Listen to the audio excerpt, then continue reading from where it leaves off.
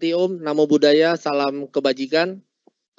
Yang kami hormati, pada kesempatan ini telah hadir bersama kita Bapak Komandan Korem 063 Sunan Gunung Jati, Bapak Kolonel Hista. Selamat siang, Pak. Terima kasih. Ya. Pada kesempatan ini kami juga didampingi oleh Pak Taufik Hidayat selaku Asmen IRCM dari Zona 7. Selamat siang Bapak dan Ibu, selamat datang di acara webinar security dengan tema tantangan security di industri oil and gas pada era globalisasi. Nah, Bapak dan Ibu, pada siang ini kita akan membahas lebih lanjut dengan narasumber kita yang luar biasa, Bapak Danrem Sunan Gunung Jati 063, Bapak Kolonel Hista. Bagaimana peran aparat dalam hal ini untuk menjaga objek vital nasional. Dalam hal ini tentu rekan-rekan di lapangan banyak sekali ya mengalami ataupun mendapatkan masalah terkait dengan bidang keamanan atau security. Dan ini adalah salah satu aspek yang vital dalam keberlangsungan bisnis perusahaan kita. Kembalikan lagi ke Pak Yuri, silakan. Ya Pak, baik Pak. Sebelumnya kita akan menampilkan biodata atau riwayat hidup singkat dari Pak Danrem 063 Sunan Gunung Jati.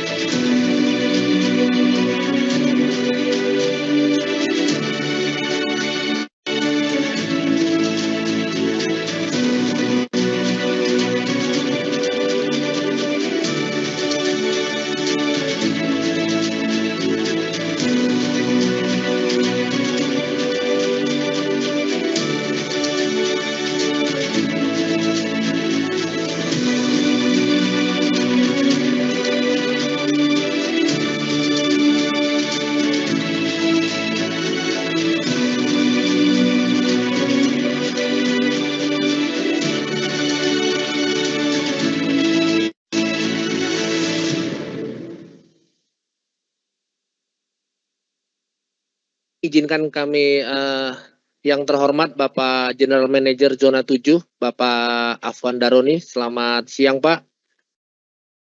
Selanjutnya kami persilakan kepada Pak Adam Marianto selaku Manajer HCC Operation Zona 7 berkenan memberikan opening speech pada kegiatan ini.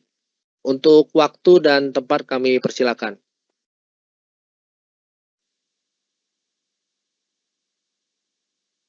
Selamat siang Pak Adam.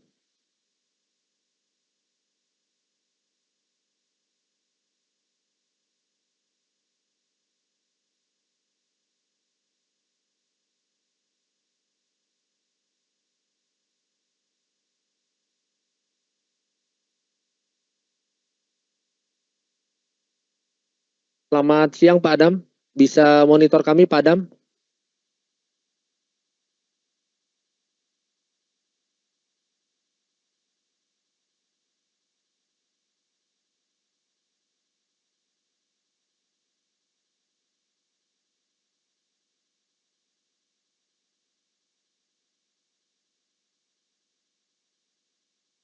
Selamat siang Pak Adam, bisa monitor kami Pak?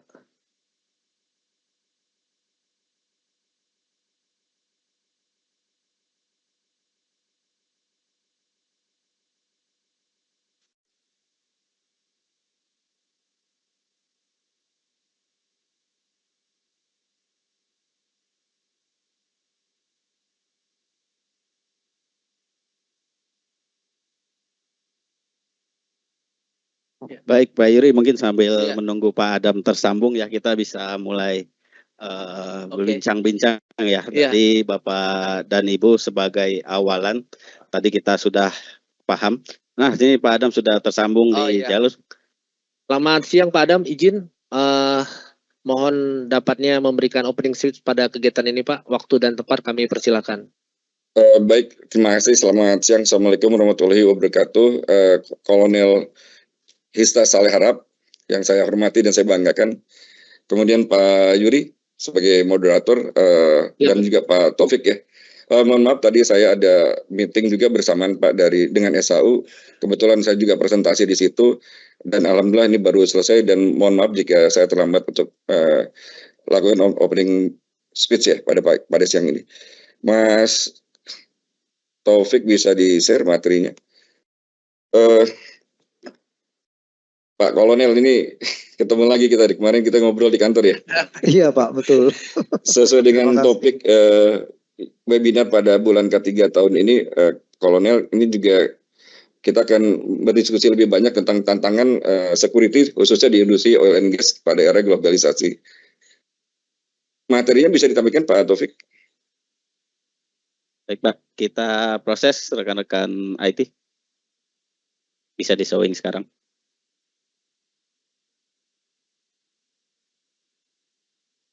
Oke, nah ini akan sejalan Komandan karena kita juga sama-sama mengetahui Pertamina ini adalah salah satu opitnas yang memang sudah diatur melalui undang-undang ataupun Kepmen yang di mana peran serta dari TNI juga cukup besar dalam membantu pengamanan di area-area opitnas Pertamina.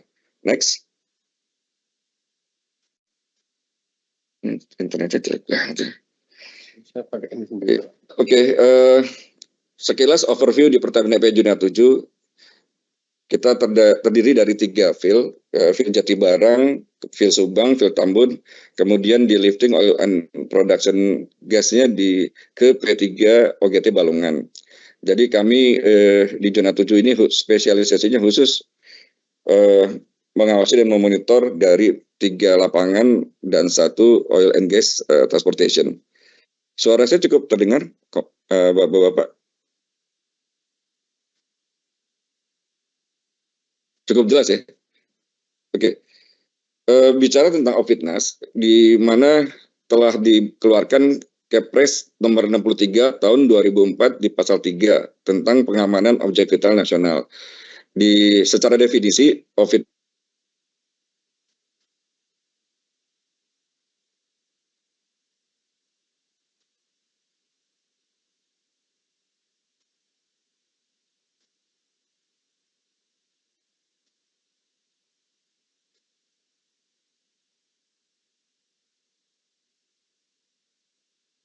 atau oke, maaf. Tadi keputus ya.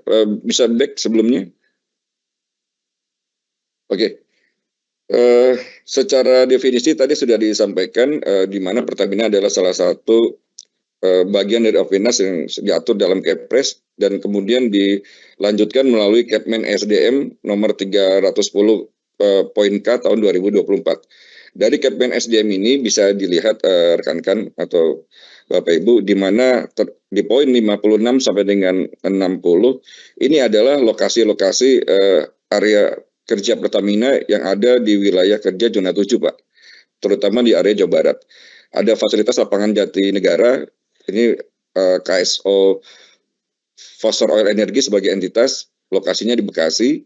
Kemudian juga wilayah kerja Field Tambun, ini juga meliputi Kabupaten Bekasi, Karawang, jadi ada 2 kabupaten. Kemudian wilayah kerja Subang dengan 3 kabupaten, area Bekasi, Karawang, dan Purwakarta. Subang, Karawang, dan Purwakarta. Kemudian untuk wilayah field Jatibarang, di sini ada 3 kabupaten yaitu Indramayu, Majalengka, dan Cirebon. Kemudian OGT atau Oil and Gas Transportation ini berada di 6 kabupaten, Bekasi, Subang, Karawang, Purwakarta, Indramayu, dan Majalengka. Ke 5 lokasi ini berada di sorry, ke iya 5 lokasi ini berada di wilayah Provinsi Jawa Barat. Next.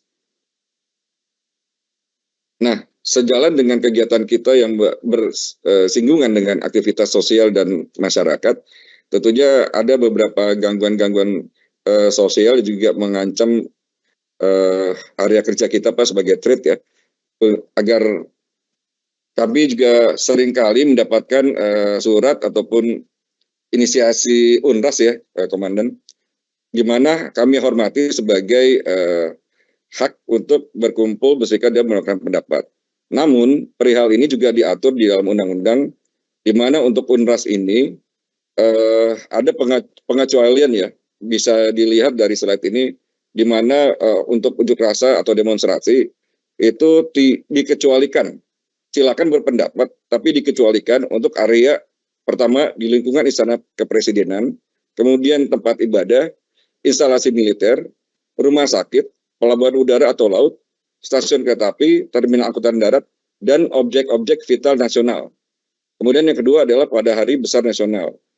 Sehingga jika ada indikasi UNRAS, demonstrasi, ataupun indikasi-indikasi lain yang mengancam operasional Pertamina sebagai BUMN dan sebagai Fitnas, tentunya kami mohon supportnya dari rekan-rekan TNI agar operasional kita berjalan lancar, aman, selamat, kemudian ramah lingkungan juga, dan tentunya dapat dapat berproduksi dan memenuhi target dari pemerintah untuk mempertahankan ketahanan energi nasional. Jadi mohon supportnya rekan-rekan di TNI, dan nanti kita bisa diskusi dari webinar ini agar kita bisa saling sinergi antara Pertamina sebagai BUMN dan juga Fitnas atau Objek Vital Nasional bisa mendapatkan insight-insight dari rekan-rekan TNI melalui webinar pada siang hari ini. Mungkin itu saja, Komandan. Mudah-mudahan acara webinar pada siang ini bisa memberi manfaat, bisa kita saling berdiskusi, dan juga mencari solusi terbaik agar Pertamina dapat memenuhi kebutuhan energi nasional. Terima kasih. Wabillahi taufiq wal hidayah. Wassalamualaikum warahmatullahi wabarakatuh. Silakan Pak Yuri, Pak Taufik. Komandan, saya izin, saya mengikuti dari online. Terima kasih. Silakan Pak Adam. Terima kasih Pak. Baik, terima kasih Pak Adam Marianto selaku Manajer HICC Operation Zona 7 telah memberikan opening speech-nya pada kegiatan ini. Selanjutnya izinkan Pak Danrem, mungkin teman-teman kami dari internal perusahaan ini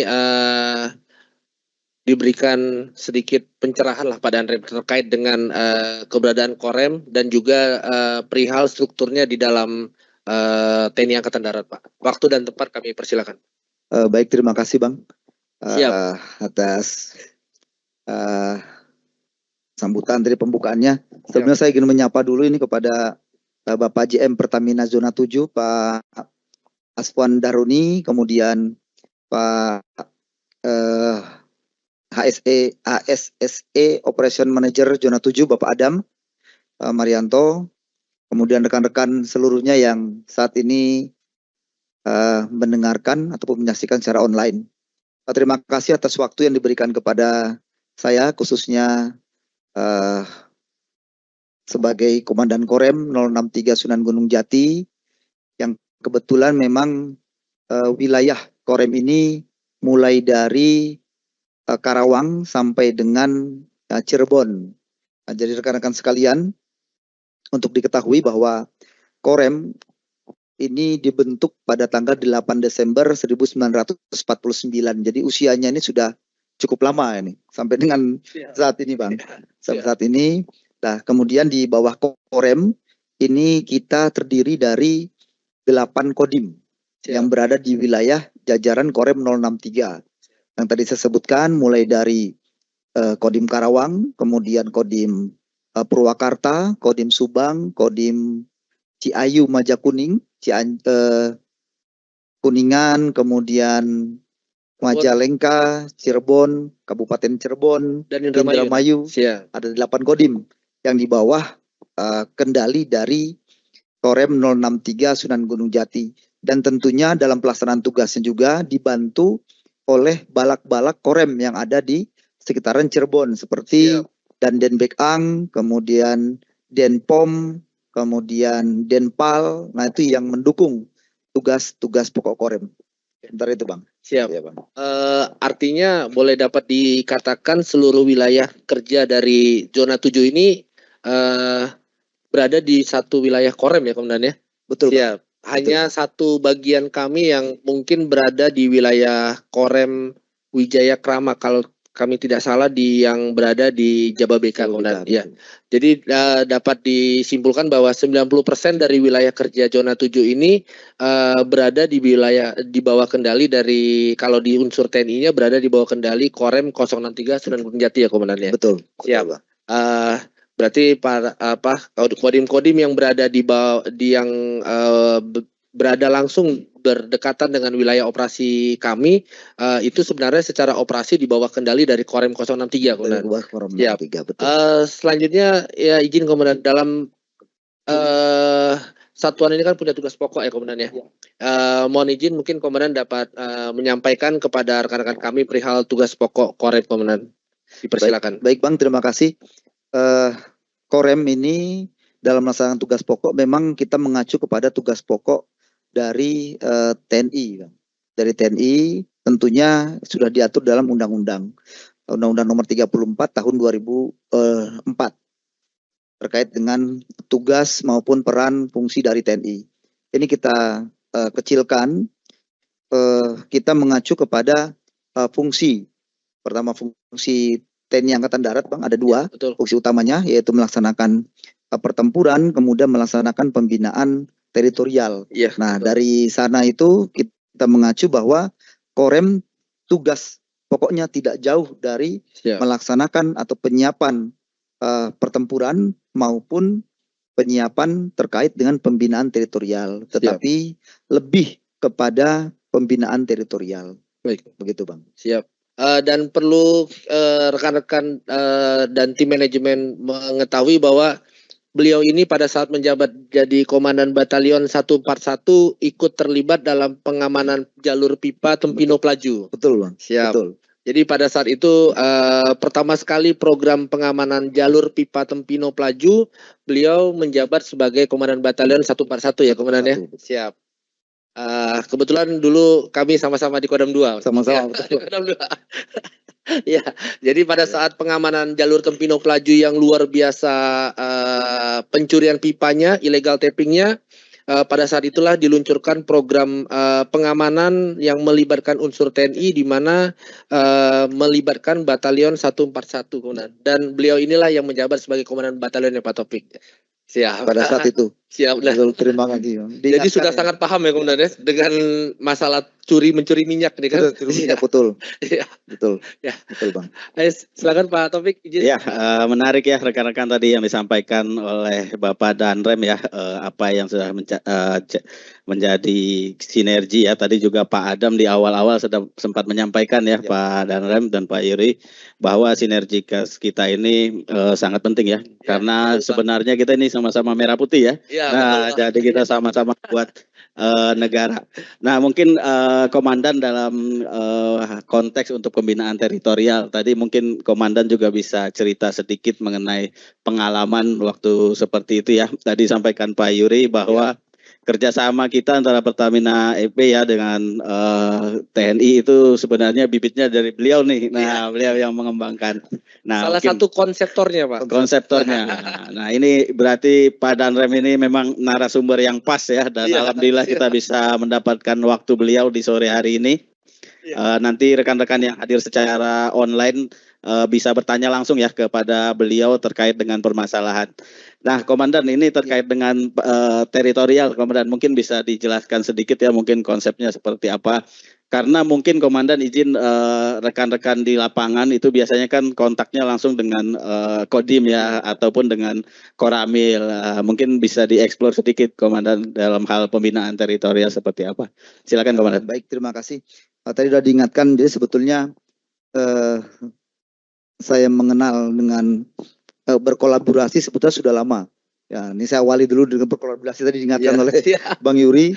Kita berkolaborasi dengan Pertamina EP pada saat itu tahun 2015 2013 kita memulai 2013. ya, kita mulai format ini apa nih kira-kira nih bagusnya ini waktu itu memang kita menyarankan lah muncullah bahasa penguatan binter. Nah, kembali tadi pertanyaan Bapak tadi yang disampaikan pada saya terkait dengan pembinaan teritorial. Tadi saya sampaikan bahwa Korem memang memiliki tugas pokok tentang penyiapan pertempuran maupun pembinaan teritorial.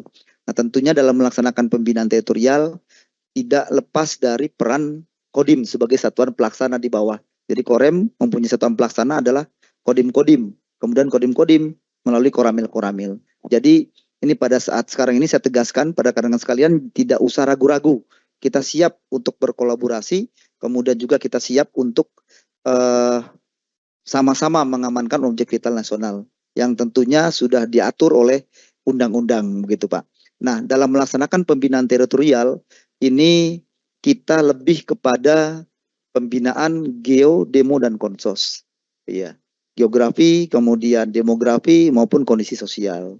Nah, geografi ya bagaimana kira-kira medan yang ada di sekitaran wilayah Korem 063 ini bisa diarahkan kepada ruang untuk kita melaksanakan pertempuran. Nah, kemudian terkait dengan demografi, tentunya dengan sumber daya manusia yang ada di wilayah Korem 063, nah kita menyiapkan bagaimana dia sebagai alat. Berarti artinya kita semua ini mempunyai peran yang sangat penting, peran yang sangat bisa dibilang ya vital, sangat vital, ya, betul, sangat vital. Berarti tidak ada di kotak-kotakan, oh ini perannya TNI, ini perannya ini, tidak ada. Tetapi kita peran sama-sama. Karena kita ada komponen utama, komponen cadangan, komponen pendukung. Nah ini kita masuk di situ nih sesuai dengan Undang-Undang Nomor 23 juga nih, terkait dengan sumber daya nasional. Nah kemudian terkait dengan penyiapan kondisi sosial, berarti kita berbicara terkait dengan Hipolexos Budhankam. Nah bagaimana itu menjadi kondisi yang harus dimanfaatkan untuk mencapai ketahanan negara ini. Begitu Pak. Baik Pak. Dan untuk Komandan ketahui juga Pak Adam Marianto selaku manajer HCC Operation kami ini pada saat Tempino Pelaju itu juga berdinas di Jambi Pak. Wah, iya. Berarti mungkin pernah ketemu atau pernah rapat sama-sama dulu. Pernah, iya. Pernah rapat bareng mungkin dengan Komandan kan. Betul Bang. Siap. Betul. Nah selanjutnya ini Komandan, perihal Pertamina ini kan masuk menjadi salah satu objek vital nasional strategis ya Komandan ya. Yang artinya bahwa gangguan terhadap operasional Pertamina ini berdampak secara strategis kepada negara, Komandan. Karena ketahanan energi ini tidak bisa dipungkiri bahwa terganggunya ketahanan energi ini akan berdampak kepada instabilitas dari keamanan, Komandan. Karena kalau energi sudah susah didapat, paling tidak yang akan terjadi adalah demo secara besar-besaran, kemudian perihal pembangkit listrik juga menjadi dampak, tidak bisa operasional karena semuanya itu berefek kepada negara. Sehingga Pertamina ini masuk menjadi salah satu objek vital nasional strategis, Komandan.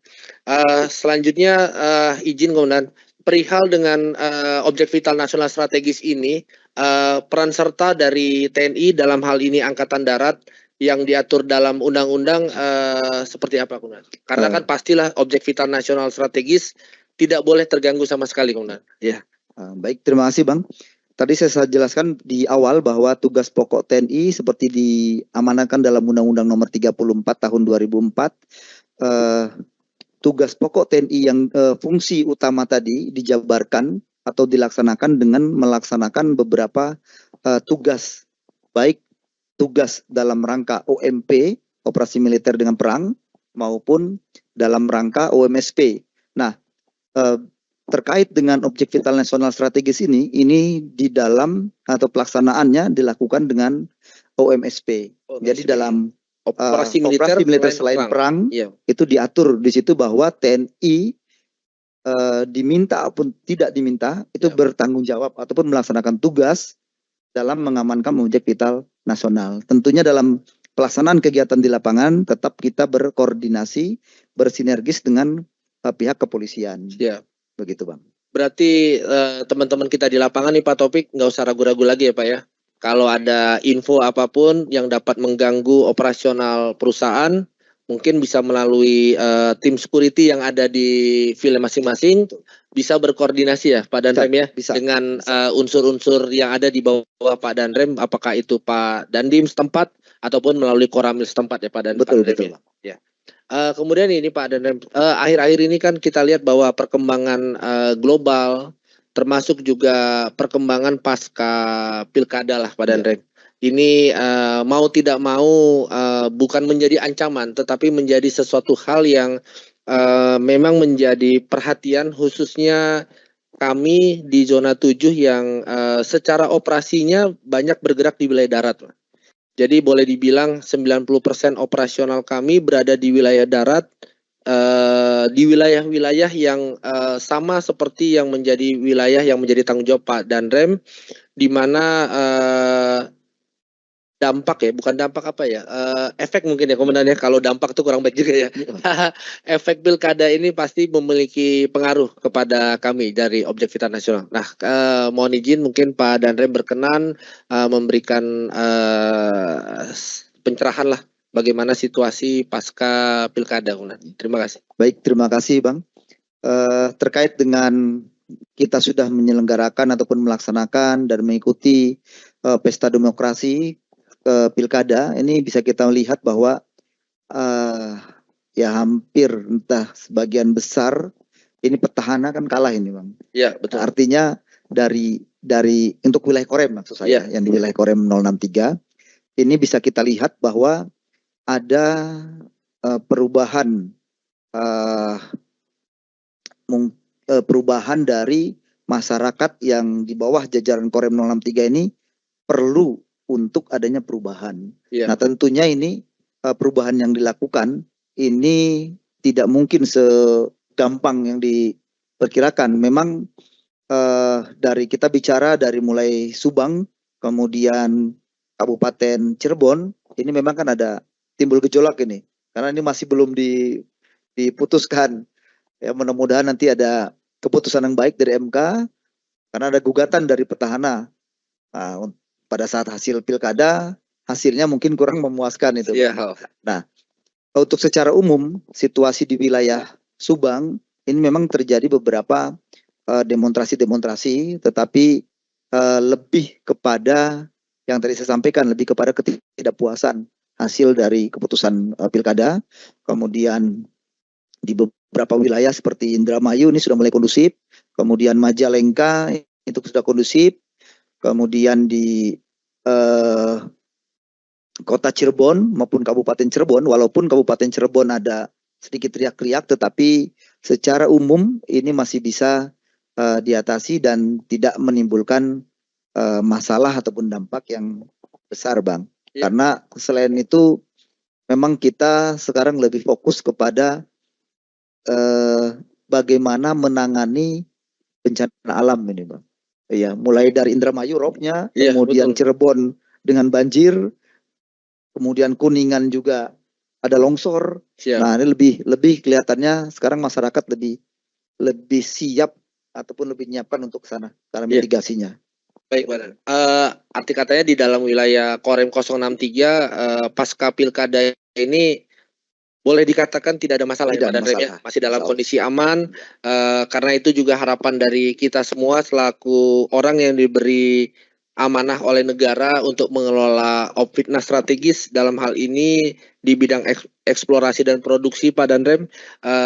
Kami berterima kasih atas peran serta dari Korem beserta jajarannya selama sebelum pilkada maupun setelah pilkada, tidak ada hal-hal menonjol yang salah satunya berefek kepada sektor migas. Ya, alhamdulillah.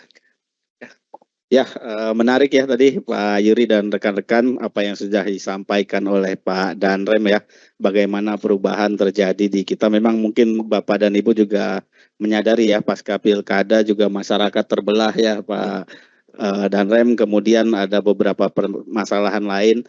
Nah ini Pak Danrem, sehubungan dengan itu mungkin kita mungkin bisa dikasih tips ya Pak, atau masukan-masukan seperti apa sih kami di dalam ini di Pertamina mengelola objek vital nasional ini, nah Pak.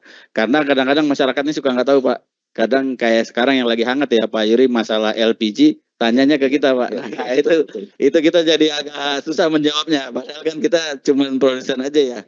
Nah itu mungkin Pak Danre mungkin bisa dikasih, mungkin kami diberi tips and trick ya Pak. Mungkin di Pertamina itu harusnya sistemnya seperti apa, bagaimana mengelola.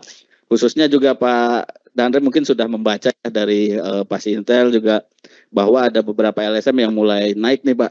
Nah pasca pemenangan pemilu ini ya, dan kita mungkin Bapak dan Ibu juga saksikan banyak di media sosial ya, itu banyak bentrok di beberapa lokasi. Nah dalam hal ini kita sebagai Pertamina Pak untuk menjalankan objek vital nasional ini khususnya dalam hal pengamanan, mungkin ada saran dan masukan dari Pak Danrem, mungkin kami persilakan Pak. Baik, kalau misalnya saran dan masukan, mungkin sebetulnya di Pertamina kan sudah lama ini. Ya betul Ya, Pak. sudah punya SOP sendiri terkait dengan pengamanan internal. Mungkin saya hanya memberikan gambaran untuk ataupun masukan mungkin Pak, masukan terkait dengan SOP. Mungkin beberapa kali memang SOP itu memang harus, saya kira sudah menyesuaikan itu dengan perkembangan. Sudah menyesuaikan dengan perkembangan, kemudian setiap orang harus dipastikan mengetahui SOP yang disampaikan. Nah, kemudian kita lebih kepada pencegahannya. Jadi SOP yang diberikan itu kan untuk pencegahan itu sebetulnya Pak. Betul. Untuk pencegahan. Nah, terkait dengan tadi disampaikan isu-isu yang tadi Bapak sampaikan terkait dengan apa namanya kelangkaan gas LPG 3 kilo itu kan. Ya, betul. Itu kan memang terkait dengan keputusan itu atau kebijakan, walaupun sekarang kebijakannya kan sudah ditarik kembali. Gitu Pak. Berarti ada sesuatu yang hilang, mungkin misinformasi yang perlu di sana. Nah, mungkin dengan perangkat ataupun unit-unit yang ada di Pertamina atau bagian-bagian situ bisa menyampaikan gitu Pak. Kalau menurut saya, karena berarti ada misinformasi di sini. Nah, dari pihak TNI pun pada saat terjadi kebijakan tersebut pada awalnya terkait dengan kelangkaan itu, kami langsung respon kepada kodim-kodim ini Pak. Pada kodim-kodim untuk terkait dengan pengamanan internal. Mungkin saya hanya memberikan gambaran untuk ataupun masukan mungkin Pak. Masukan terkait dengan SOP. Mungkin beberapa kali memang SOP itu memang harus, saya kira sudah menyesuaikan itu dengan perkembangan. Sudah menyesuaikan dengan perkembangan, kemudian setiap orang harus dipastikan mengetahui SOP yang disampaikan. Nah, kemudian kita lebih kepada pencegahannya. Jadi SOP yang diberikan itu kan untuk pencegahan itu sebetulnya Pak. Betul. Untuk pencegahan. Nah, terkait dengan tadi disampaikan isu-isu yang tadi Bapak sampaikan terkait dengan apa namanya kelangkaan gas LPG 3 kilo itu kan. Ya, betul. Itu kan memang terkait dengan keputusan itu atau kebijakan, walaupun sekarang kebijakannya kan sudah ditarik kembali. Gitu Pak. Berarti ada sesuatu yang hilang, mungkin misinformasi yang perlu di sana. Nah, mungkin dengan perangkat ataupun unit-unit yang ada di Pertamina atau bagian-bagian situ bisa menyampaikan gitu Pak. Kalau menurut saya, karena berarti ada misinformasi di sini. Nah, dari pihak TNI pun pada saat terjadi kebijakan tersebut pada awalnya terkait dengan kelangkaan itu, kami langsung respon kepada kodim-kodim ini Pak. Pada kodim-kodim untuk mendata terkait dengan pengecer baik resmi ataupun yang tidak resmi ini. Yang resmi mungkin terdaftar di unit-unit ataupun di tempat-tempat yang sudah ditetapkan oleh Pertamina, kan ditentukan oleh Pertamina Pak. Nah, ini kita membantu all out. Kemudian tadi kita sudah berbincang dengan Bang Yuri sebelumnya bahwa memang ya tadi mereka misinformasi, tidak tahu harus kemana ini. Nah, berarti kita perlu untuk penyampaian informasi, gitu Pak. Iya Pak. Baik Pak. Di samping itu kita juga melihat Pak Danrem ke wilayah Ciayu Majakuning lah khususnya, atau di wilayah Jabar 3 biasa disebut, termasuk juga di Karawang, Subang dan sebagainya. Setiap hari ada pertambahan penduduk Pak Danrem. Dan ini kepada kami masyarakat itu semakin dekat Pak Danrem. yang dulunya kami punya sumur-sumur yang jauh dari masyarakat, sekarang makin mendekat, dan itu tidak bisa kita pungkiri, Pak. Karena tanah tidak mungkin ditambah kecuali dengan melakukan reklamasi. Kalau mau nambah, kalau enggak ya penduduk yang semakin bertambah. Nah ini tentulah dalam perkembangan masyarakat ini tidak semua masyarakat itu pro atau mendukung, tetapi juga ada kelompok-kelompok yang masyarakat-masyarakat yang menyatukan dirinya menjadi kelompok-kelompok karena mereka kalau menyuarakan secara perorangan tentulah kurang didengar. Sehingga akhirnya mereka menyatu membentuk beberapa kelompok yang kontra. Sebenarnya kontranya itu lebih cenderung kepada berusaha menarik simpatik dari BUMN lah, dalam hal ini Pertamina EP Zona 7, untuk memberikan support kepada mereka, dan sebenarnya mereka juga tahu bahwa support itu tidak dapat diberikan oleh BUMN. Nah, tapi namanya upaya kan sah-sah saja, Pak ya. Namanya orang berupaya itu boleh-boleh saja. Nah, kami izin bagaimana keterlibatan dari Korem beserta jajarannya terhadap kelompok-kelompok atau orang-orang yang menggabungkan dirinya menjadi kelompok-kelompok yang kalau dari istilah kami itu disebut kelompok yang kontra, Komandan. Ya. Baik, terima kasih Bang. Tadi kami sampaikan bahwa karena tugas kita ini diatur dalam undang-undang, artinya terjadi sesuatu ataupun tidak terjadi, kami sudah antisipasi. Sudah antisipasi dan kami sudah membuat rencana tindakan kontingensi tentunya untuk Korem. Nah, rencana tindakan kontingensi ini tadi saya sampaikan bahwa Korem ini memiliki unit-unit ataupun bagian di bawah Korem. Ya, nah, kita di sini memiliki satuan-satuan Intel Korem, kemudian Kodim, kita punya juga unit-unit Kodim, kemudian juga kita berkolaborasi dengan dari Bais TNI, kemudian dari BIN, nah terkait dengan situasi yang terjadi di wilayah Korem 063 Sunan Gunung Jati. Nah tentunya yang tadi Abang sampaikan bahwa mereka terkotak-kotak ataupun mereka dalam grup-grup ataupun dalam kelompok-kelompok tertentu, ini tentunya tanpa diminta oleh Pertamina, karena ini menjadi bagian dari objek vital nasional, kita sudah mencoba untuk mengeliminir, memberikan pemahaman maupun memberikan pencerahan kepada mereka, sehingga mereka diharapkan mengurungkan niatnya untuk melakukan pengeroyokan atau melakukan tindakan-tindakan yang bisa merugikan semuanya. Gitu. Kalau misalnya Pertamina terjadi apa-apa, toh mereka juga yang sekitarnya yang rugi. Iya, betul, begitu. Pak. Betul banget, Pak. Itu terkait dengan pertumbuhan penduduk, memang ini harusnya memang perda baik mungkin dari pemerintah pusat, kemudian kita itu memang mungkin undang-undang sudah diatur, tetapi yang namanya pertambahan penduduk, ini laju penduduk kan tidak bisa kita tahan ini, tidak bisa kita tahan.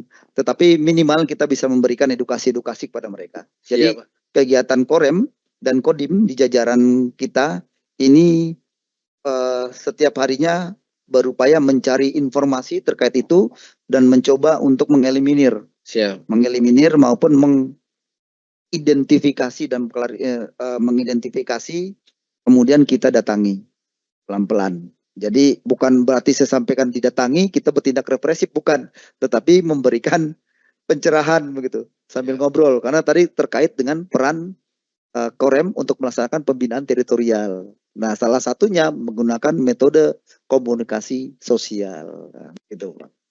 Ya, terima kasih Pak Danrem. Ini mudah-mudahan teman-teman kami yang ada di lapangan dan khususnya kepada tim security semakin terbuka wawasannya Pak Danrem.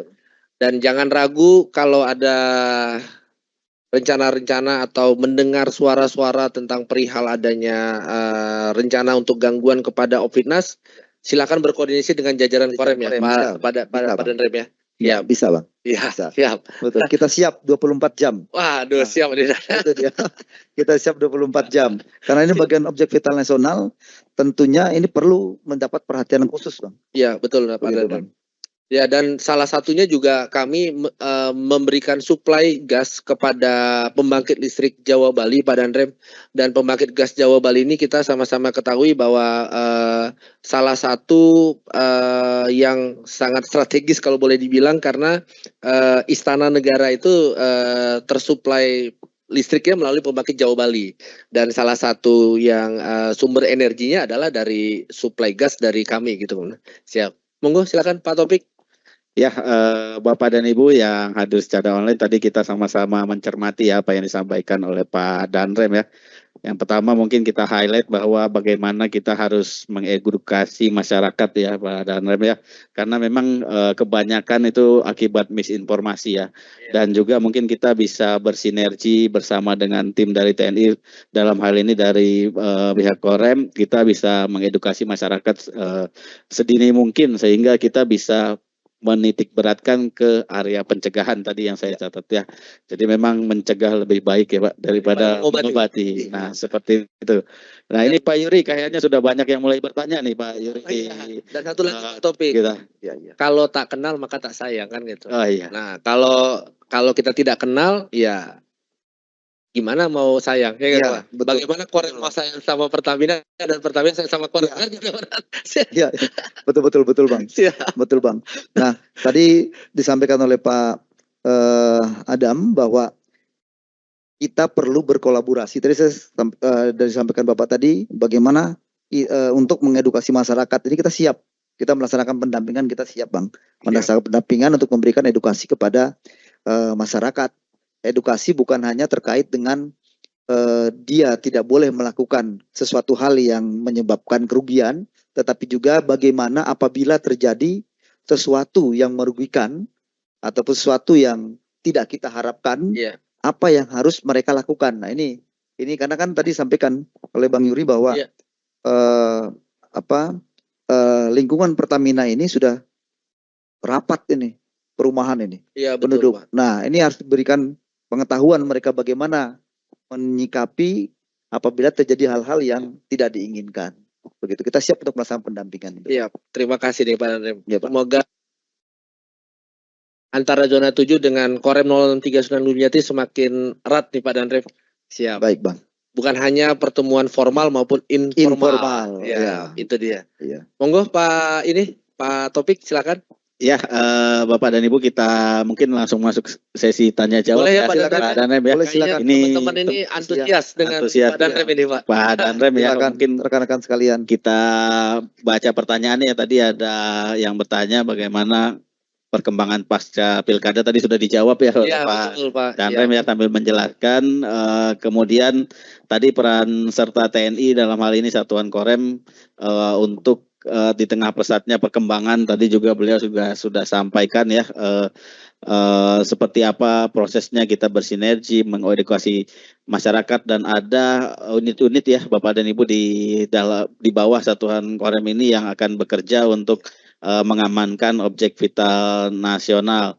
Kemudian berikutnya adalah tadi pertambahan penduduk juga sudah disampaikan ya, pro dan kontra. Kemudian kita bacakan dulu mungkin Pak Yuri yang di chatbox ya sekalian. Baik, izin ini Pak Danrem, teman-teman kami banyak yang bertanya dari Pak Niam SCM Zona 7. Sangat menarik pembahasan webinar kali ini. Izin Pak, pertanyaan saya bagaimana standar operasi prosedur pengamanan objek vital nasional yang dimiliki TNI dapat diselaraskan dengan kebutuhan spesifik industri oil and gas, termasuk dalam menghadapi ancaman cyber.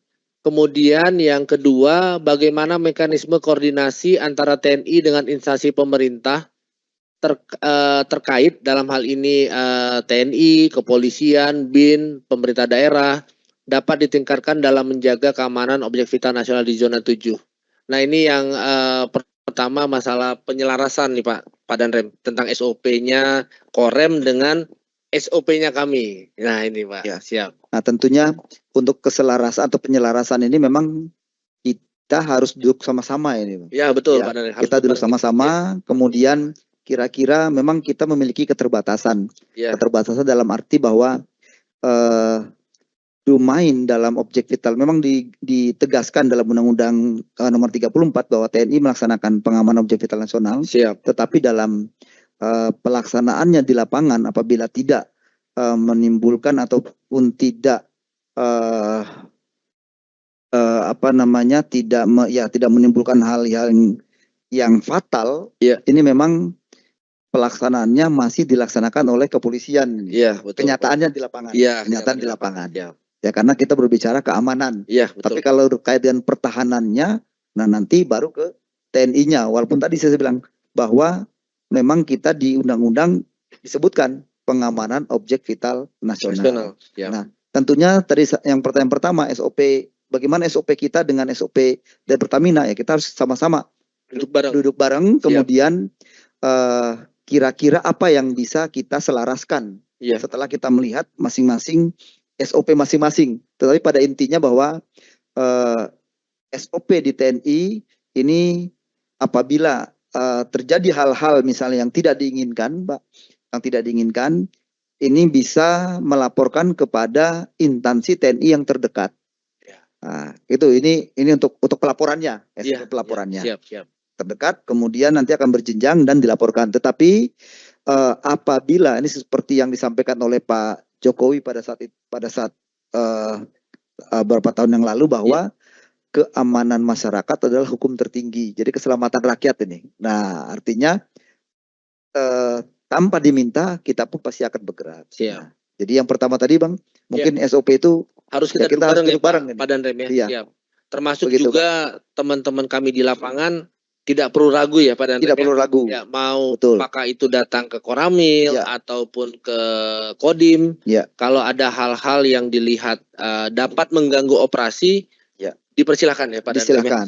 Silakan. Nanti kita akan berkolaborasi juga. Ya, betul Pak Danrem. Dengan polisi. Ya memang ini nanti kedepannya kita akan semakin sinergi Pak Danrem. Kedepannya termasuk juga kita mungkin bisa duduk bareng bersama-sama sehingga dari sisi pengamanan internal perusahaan dalam hal ini Pertamina Zona 7 semakin meningkat.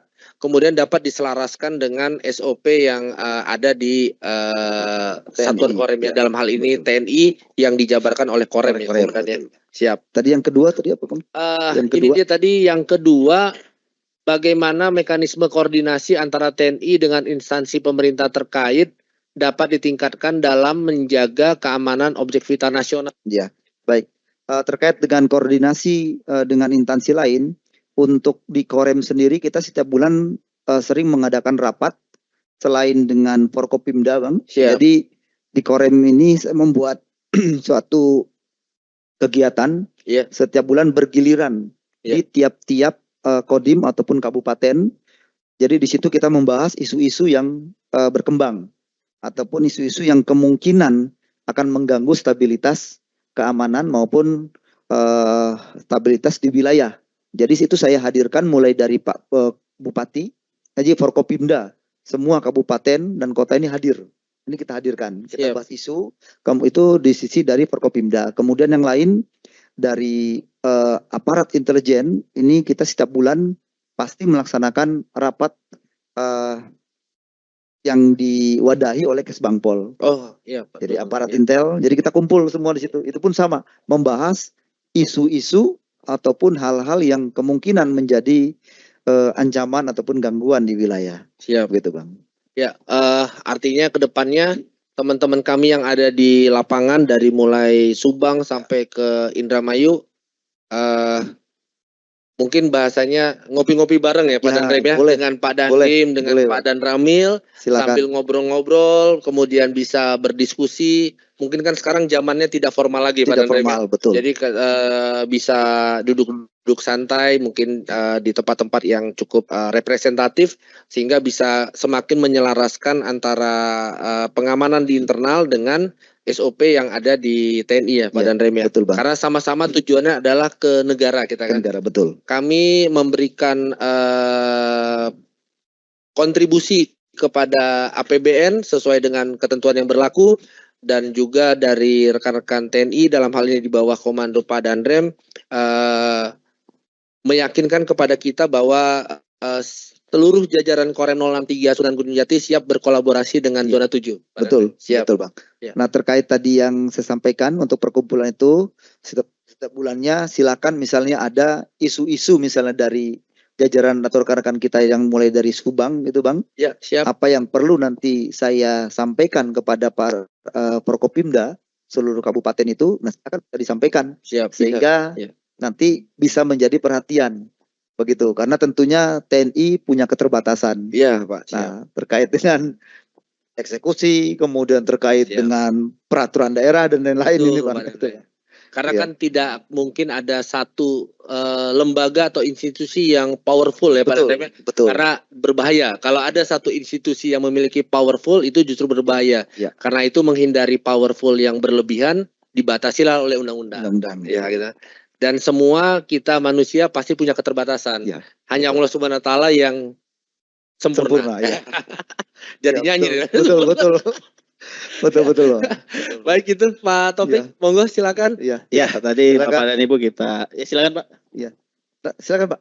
Ya. Ya, jadi tadi kita cermati bersama ya Bapak dan Ibu, khususnya rekan-rekan yang langsung di lapangan ya, yang mengalami isu-isu ataupun ada ancaman-ancaman yang mungkin mengganggu operasional kita. Tadi Pak Danrem sudah jelaskan ada Forkopimda ya Pak setiap bulannya. Jadi nanti Bapak dan Ibu bisa sampaikan langsung mungkin lewat tim security ya Pak Yuri. Ya, betul Pak. Nanti akan kita raise up melalui mungkin lewat Pak Dan Ramil atau Pak Dandim. Nanti akan berjenjang sampai ke meja Pak Danrem begitu ya. Itu akan kita bahas bersama. Dan ini cukup penting ya Bapak dan Ibu, karena kita operasionalnya tadi kita lihat dari sisi sosial ya. Pak Danrem juga tadi menjelaskan bahwa kita tidak bisa mencegah masyarakat mendekati area kita, tapi kita bisa memanagenya ya dengan SOP dan prosedur-prosedur dari kita. Karena ini Pak Topik, namanya mereka dalam posisi-posisi misalnya secara ekonomi berada di bawah garis kemiskinan misalnya, tentulah mereka untuk menunjukkan jati dirinya akan membentuk kelompok-kelompok. Nah, dan sebenarnya bisa jadi kelompok-kelompok ini terbentuk karena mereka membutuhkan satu tempat untuk menunjukkan jati dirinya, dan terkadang mereka itu juga perlu diberikan pemahaman. Terkadang mereka tidak tahu juga sebenarnya Pak, ya kan? Ya, tapi dengan karakteristik kearifan lokal, mungkin orang daerah A melihat si B ini seperti marah, padahal bukan, ya kan? Seperti saya dengan Pak Topik dari Sumatera dengan Pak Danrem ini kalau bicaranya agak kencang kan gitu kan? Padahal tidak marah, hatinya baik kan gitu. Ya Pak Taufik ya. Iya betul. Ya monggo. Ya betul Pak Yuri ya, Bapak dan Ibu tadi yang sampaikan Pak Yuri ya, betul ya. Jadi masyarakat itu bisa jadi tidak tahu informasinya, betul, dan Pak. Misinformasi itulah awal dari perpecahan ya, dan karena kita tidak mengetahui. Dan kalau Bapak dan Ibu tadi cermati bersama apa yang disampaikan Pak Danrem, masyarakat itu kita edukasi supaya mereka tahu nih kalau objek vital nasional diganggu, yang rugi ya masyarakat sendiri gitu ya. Apalagi kita terkait dengan penyediaan energi ya, entah itu gas ataupun minyak yang kita produksi. Mungkin seperti itu ya Pak Yuri. Ya. Mungkin kita ke next question Pak Yuri, masih ada satu lagi. Ya, ini supaya ini kita kayaknya udah haus juga nih Pak Danrem. Kita minum dulu Pak Danrem. Silakan.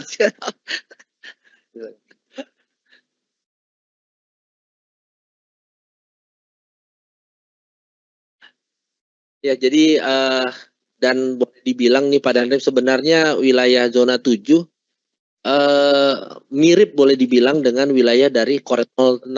Nah. Mungkin hanya seperti Purwakarta sama Kuningan yang kami ada Pak Danrem. Di lainnya itu ada teman-teman kami yang setiap harinya selama 24 jam mengoperasikan fasilitas produksi untuk mengangkat minyak dan gas dari dalam bumi yang nanti kita salurkan ke salah satunya ke refinery unit yang ada di Balongan Pak Danrem. Jadi memang sebenarnya Jawa Barat ini sangat kaya Pak Topik ya. Ya, itu mungkin terakhir dari Pak Danrem mungkin ada apa namanya? Istilahnya. Ya, closing statement. Aduh, ini karena usia nih agak ini jadi agak lupa nih Pak ya. Ya monggo Pak Danrem, waktu dan tempat dipersilakan. Baik Bang, terima kasih Bang. Sebelum saya closing statement, mungkin saya akan menyampaikan beberapa eh, situasi yang ini perlu menjadi pemikiran kita bersama, bahwa Bapak Presiden Prabowo sudah menggadangkan, sudah menyampaikan di Astacita bahwa terkait kita menuju ke ketahanan pangan. Tentunya ketahanan pangan ini tidak akan lepas dari peran Pertamina di dalamnya. Sebagai contoh, bagaimana rekan-rekan kita yang di Merauke ini sedang berupaya untuk membuka lahan 1 juta hektar. Iya, betul Pak. 1 juta hektar. Kemudian di Kalimantan pun sedang membuka lahan. Kemudian di tempat-tempat lain pun membuka lahan. Tentunya ini membutuhkan peran dan bantuan dari Pertamina dalam hal pengoperasionalan alat mesin pertanian.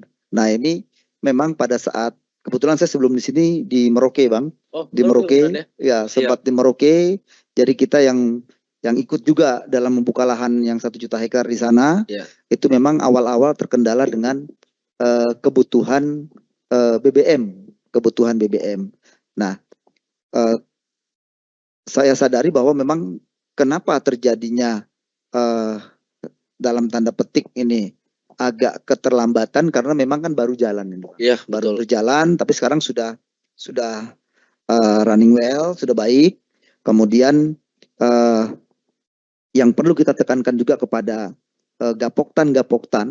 Nah, ini tentunya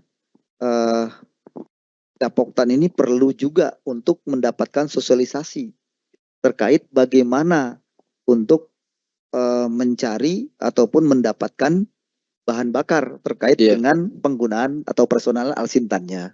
Nah itu yang pertama. Kemudian yang kedua, tahun 2012, ini data dari tahun 2012, ini kita lihat ada beberapa terkait dengan sumber daya alam yang dikelola oleh perusahaan-perusahaan asing ini.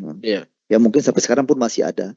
Nah ini kalau kita mengacu kepada buku karangan George Hitchcock kalau tidak salah, itu tahun 2013-2014, di situ disampaikan bahwa akan terjadi, kalau di judul buku itu adalah Earth War, perebutan sumber daya alam. Nah ini akan berlangsung sampai dengan ya selamanya, di mana nanti negara-negara besar yang tentunya makin banyak dia menggerakkan kemampuan negaranya, pasti membutuhkan energi yang lebih besar. Nah, ini mungkin perlu menjadi pemikiran kita bersama bagaimana kita menciptakan satu ketahanan energi. Baik yang terbarukan ataupun yang apa yang bisa dikembangkan nanti ke depan, kemudian apa yang perlu kita siapkan kalau sewaktu-waktu misalnya nanti ada ancaman terkait dengan perebutan sumber daya alam itu ke depannya. Karena ini tidak bisa kita hindari. Karena Indonesia ini kan seksi ini.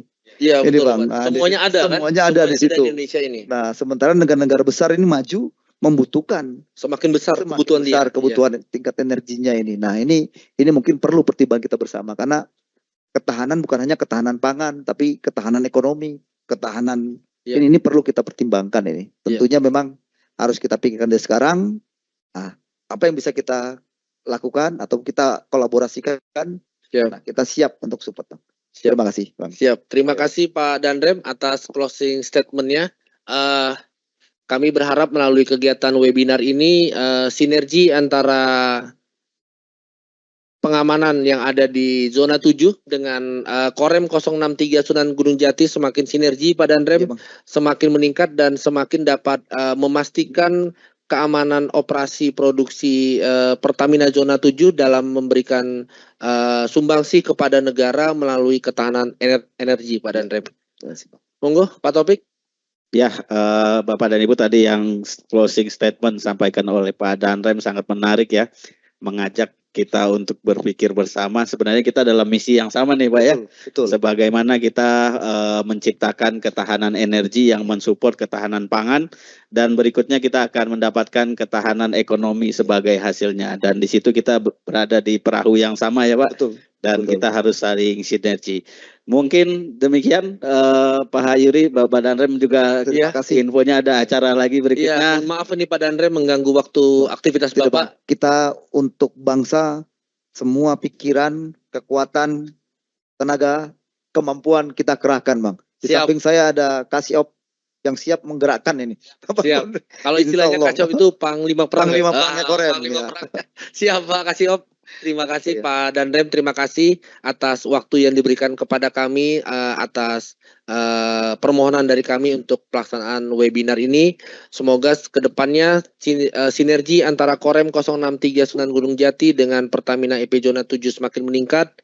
Keamanan dari wilayah operasi produksi kami semakin terjaga, sehingga sumbangsi kami kepada negara yang diberikan amanah oleh negara kepada kami semakin meningkat, dan ketahanan energi dapat segera terwujud, Pak Danrem. Terima kasih Pak General Manager Zona 7 Bapak Afwan Daroni beserta tim manajemen dan hadirin sekalian yang telah meluangkan waktunya untuk mengikuti webinar ini. Kami mengucapkan terima kasih. Mohon maaf bila ada hal-hal yang kurang berkenan. Kami akhiri dengan selamat sore.